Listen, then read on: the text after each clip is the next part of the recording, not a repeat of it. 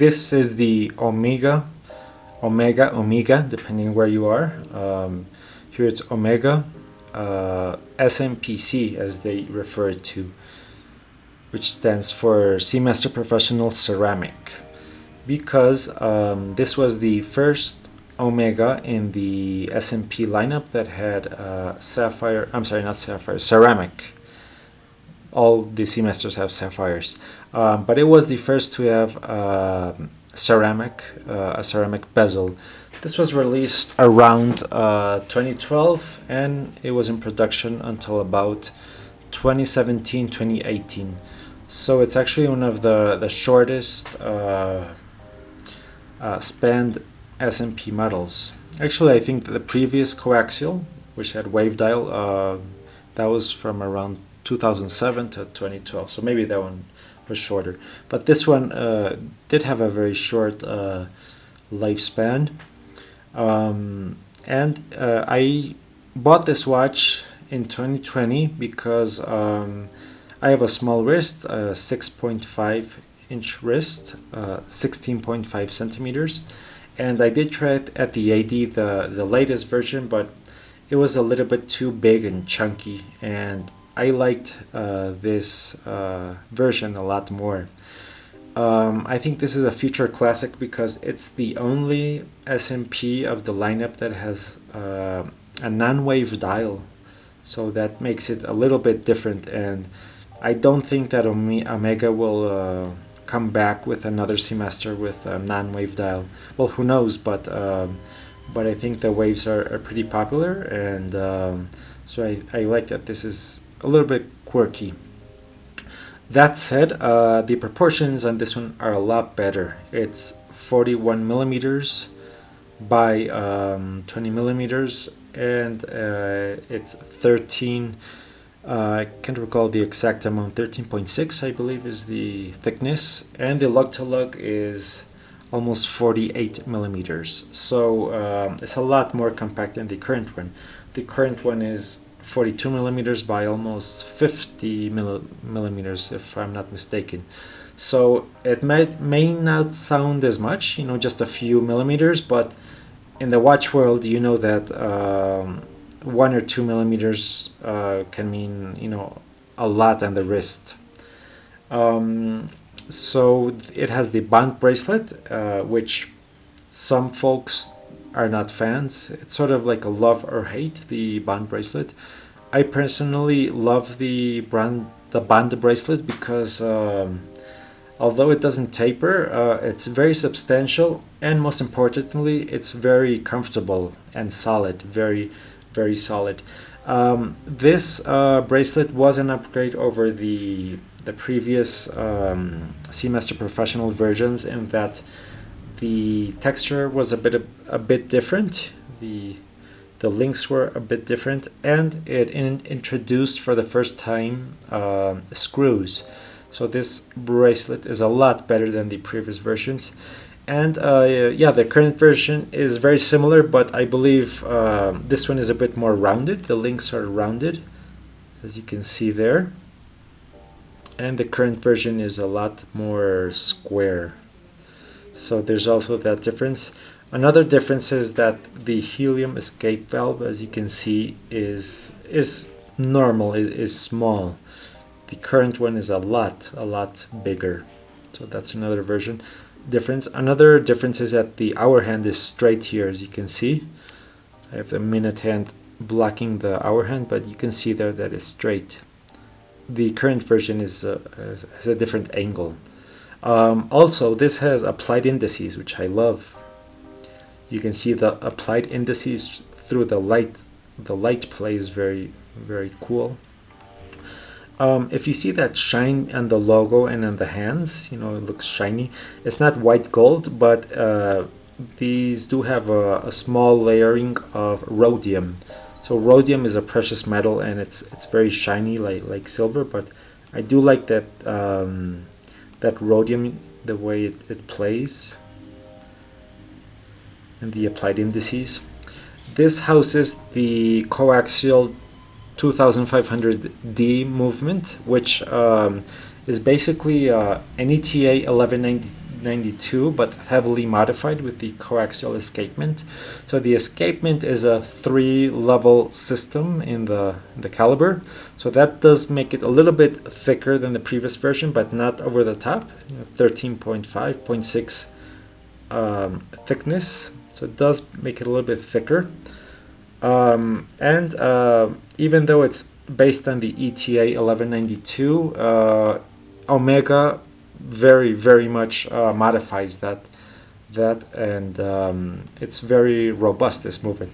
Now the 2500 A, B, and C variants did have issues with the Planet Oceans and other watches, but when the SMPc came out in 2012, all of them, including the 41 and the 36 mid-size divers, they have the D version, D as in dinosaur. So that's a good thing that it had this caliber. It's a CASC caliber, so it's -4 + 6 seconds per day, but usually it's better than that. So technically, yes, the current version, the Metas version, is better. It has better magnetic resistance and accuracy.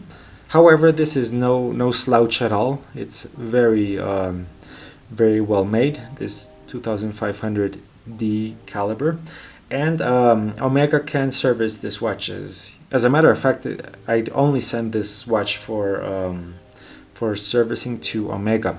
Now, an independent watchmaker who is Omega certified, who has access to watch parts, can service this watch. But yeah, I'd send it to Omega because it'll come with a 2-year worldwide factory warranty, and they will leave it like new, and polishing and all that. I am a fan of unpolished pieces, so I've never had this serviced, but as you can see, so everything is factory sharp, so I intended to keep it that way, I think.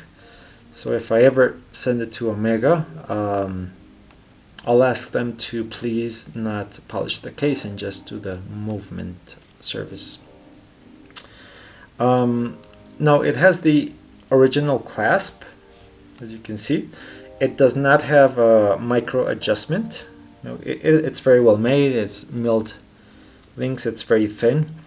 Many owners of this watch buy the micro adjustment from Omega. I actually have it, and I had it on this watch. I used it like for 5 years. However, it is a little bit long on underneath the wrist, and is a little bit bunky. Of course, it's really cool to change the wrist size throughout the day as it swells and whatnot. So that is very cool. But I actually removed it like a couple months ago because yeah, I wanted to try back how I forgot how the original clasp felt, and it just felt so thinner and whatnot. So that's just me, but it is a game changer for you to buy the OEM adjustment clasp. It has 6. There's 2 versions. One that has 3 micro adjustments. The reference of that one ends in 66, and the one I bought has 6 adjustments, and that's ends in 1154 if I'm not mistaken. So I definitely think that this SMP is a sleeper in the Omega collection. Other watches like the Speedy and the current Seamasters, there's the black version, there's the white, there's the No Time to Die titanium one, which is also really cool. I'd love to buy that one of those, but they're just a little bit too thick. So I think that this is a sleeper within the Omega collection. At the moment of making this video, this watch can be had on the used market for around I'd say 2,700 to 3,300, depending on condition, box and papers, and all that. I do have everything a full set on this one. I bought it with the wooden box. Around this time, Omega started to introduce the wooden box, so that's pretty cool. But yeah, I think this is a sleeper within the Omega collections. I also love the previous versions. The Neo Vintage Seamasters are super cool. You know, the bond that ends in 2180, I think it's a reference, and the Electric Blue. There's the 2254 Peter Blake. That's a classic. But this is definitely a sleeper. And then there's the blue version as well. The blue version, I've seen it in real life a few times. It's cool because it looks either blue or black depending on the light. This black version is just so pretty, the inky version. It's a lot more elegant than the current SMP because the current one is a lot more sporty. But this is, I think this could be a perfect one and done. I know that phrase is cliche and it's used a lot, but it truly is because this would go well, you know, in a suit or in something formal because of the bracelet and it's a little bit blingy, but it could handle anything you throw at it. It's 300 meters, diver and whatnot, so it's a great one and done watch. This is how the watch looks on my 6.5-inch wrist. It fits great on a lot of wrists.